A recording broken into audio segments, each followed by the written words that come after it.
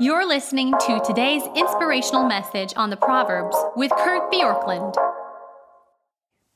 So the ruler or the leader who leads well will also be a leader who limits, marginalizes, or even removes those who are detrimental to the mission that the leader is seeking to bring about, or the culture that the leader is trying to set.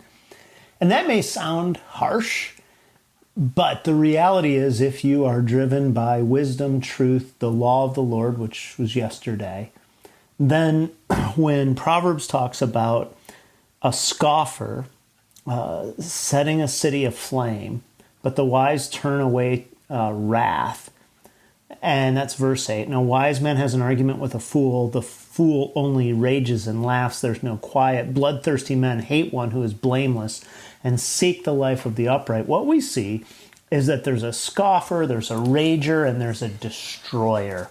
And all three of these must be minimized in some substantial way. Now, mockers, scoffers throughout the book of Proverbs, are basically people who reduce any claim of truth, morality, virtue, goodness to something that is ridiculous. And therefore, they harm relationships and they stir up a city. Well, literally, they say here, it sets the city on fire. It agitates people.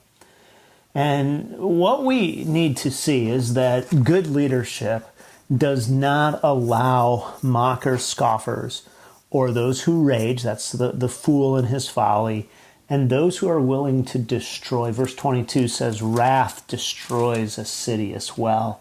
And it gives anger to much transgression. And so there needs to be the ability to discern who these people are, and then a willingness to take significant action to reduce their influence. Now, sometimes if you're leading a family or you're leading sideways in an organization, you can't always get rid of somebody like this. You may not be in a place where you can say, I decide that you can't be here. But you can minimize a person's influence. You can choose to remove a person. And here's one of the ways that you know somebody's a scoffer. And that is, wherever they are, there's a little bit of drama. That's the city aflame. They're always chirping at the edges, always creating a sense in which there's dissatisfaction. Somebody's upset with somebody, and they're always somehow in the middle of it.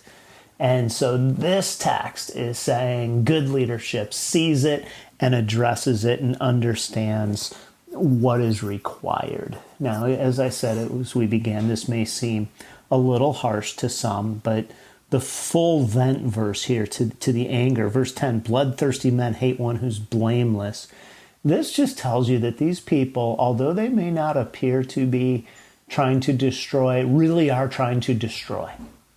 And if you don't deal with them, they will subvert whatever it is you're leading, the organization, the institution, the government, the family, and you will end up putting all of your effort to something that will be undone by people with nefarious motives. So today, where do you see scoffers that you've tolerated, ragers that you've not reduced or minimized, or people with violent, destroying agendas that you have not dealt with in some significant way?